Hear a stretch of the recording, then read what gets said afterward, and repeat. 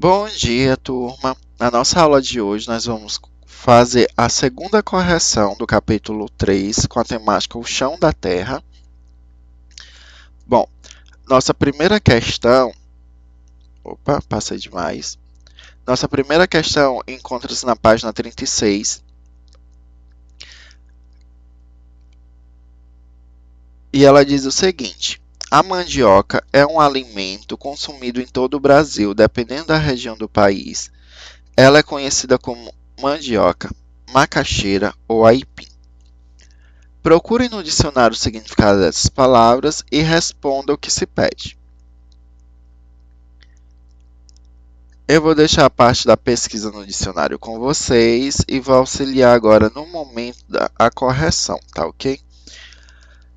Na letra A, na região onde mora, qual é o termo usado para esse alimento? Bom, na nossa região do Nordeste, a mandioca ou macaxeira ou aipim, a expressão mais utilizada é a mandioca. Coloca aqui como resposta pessoal, porque vai depender muito da região. Por exemplo, na região Nordeste, ela é mais conhecida como mandioca. Na região Norte, é mais conhecida como aipim. Correção, na região Nordeste, ela é conhecida como macaxeira. Na região Sudeste e Sul, conhecida como mandioca. E na região Norte do país, ela é conhecida como aipim. Mandioca, na letra B, mandioca, macaxeira, aipim é um ingrediente muito utilizado na culinária. Como ele se produz em vários tipos de farinha. Você conhece alguma comida que usa mandioca como principal ingrediente ou complemento? Qual? Eu vou aqui citar como exemplo a tapioca, o tucupi, o beiju, polvilho, escondidinho, mandioca frita, nhoque de mandioca, pão de mandioca e o pão de queijo. Alguns desses alimentos, a mandioca ela é cozida, preparada ela in natura, e na outra eles são preparados através da farinha de mandioca. A mandioca é nativa e cultivada em todas as regiões do Brasil, que ocupa segunda posição na produção mundial desse alimento. Em sua opinião, quais fatores devem contribuir para essa expressiva produção de mandioca no território brasileiro? Para a mandioca ela ser cultivada, vai depender muito das condições do clima e do solo também serem favoráveis à agricultura e o cultivo da mandioca. Na nossa página 38, só falando, tem uma história, não sei se vocês conhecem, da mandioca. Vocês podem até pesquisar depois, que ela tem aí origem indígena e ela é muito interessante. Página 38. Como vimos, os vegetais desenvolvem-se melhor no solo com humus, que é aquele solo mais rico, porque ele tem toda a matéria, tem uma quantidade maior de matéria orgânica e a presença das minhocas. Ele tem uma coloração mais escura, úmido e bem arejado. Com base nesses conhecimentos e na experiência com o minhocário, associe as palavras a seguir e complete a ilustração, identificando corretamente as camadas de formação do solo. Ou seja, nessa questão ele pede que você analise essa figura, essa imagem, e vá completando com essas seguintes palavras, e depois na coluna da esquerda você coloque os números respectivos. A primeira palavra aí que nós temos é o humus. Solo sem humus. O solo sem humus, ele vai estar localizado aí, ó. Nós vamos associar primeiro, vou começar da direita da coluna da imagem. O primeiro que eu identifiquei é que no 5 corresponde às plantas, os vegetais. Ou seja, na coluna da esquerda ela está mais abaixo. Vou colocar o número 5. O número 4 aí, ó, corresponde ao solo com humus. Ou então eu vou lá e coloco lá na coluna onde tem solo com humus o número 4. Meu número 3 corresponde ao solo sem humus, ele possui até uma coloração mais clara. Então eu vou procurar lá na primeira palavra da coluna da esquerda, ó, coloco 3.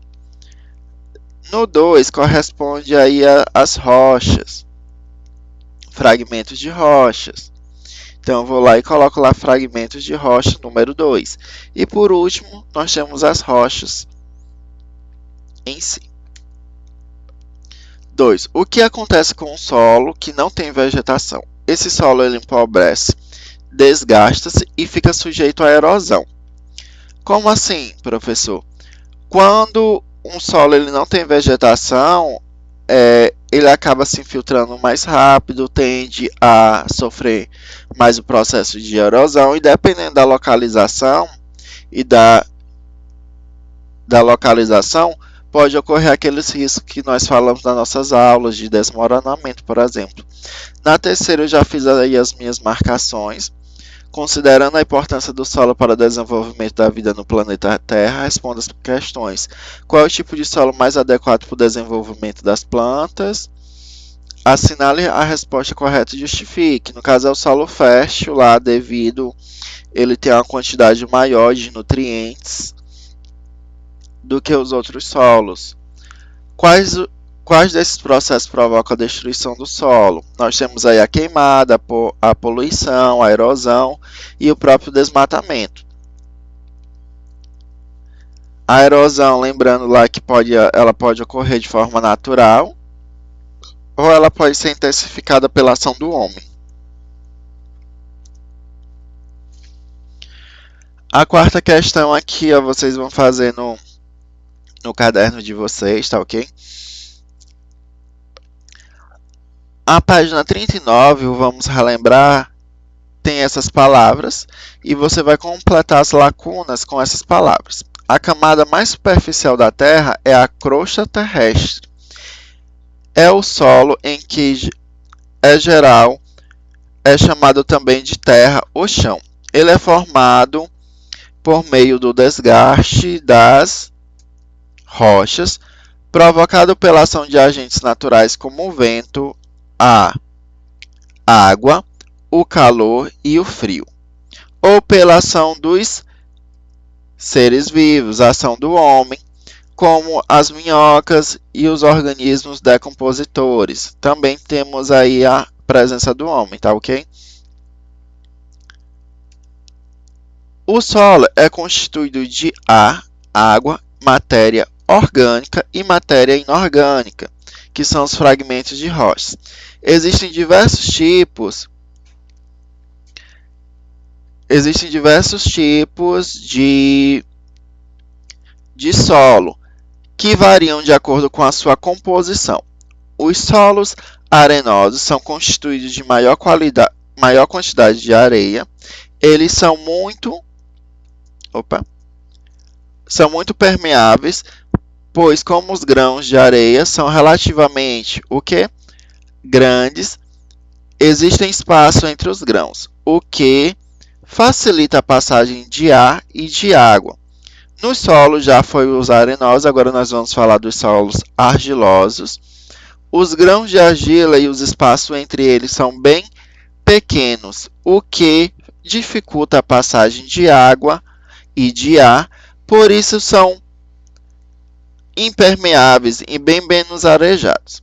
Os solos férteis são ricos em matéria orgânica, humus ou elementos químicos naturais que favorecem o desenvolvimento dos vegetais. O solo pode ser desgastado de forma natural, como consequência do processo de erosão. Porém, certas atitudes do ser humano, como as queimadas, o desmatamento, o cultivo intensivo, a poluição, podem intensificar a erosão de seus efeitos, provocando graves prejuízos ao solo. Bom, pessoal, essa foi a nossa aula, foi nossa revisão. E até a próxima.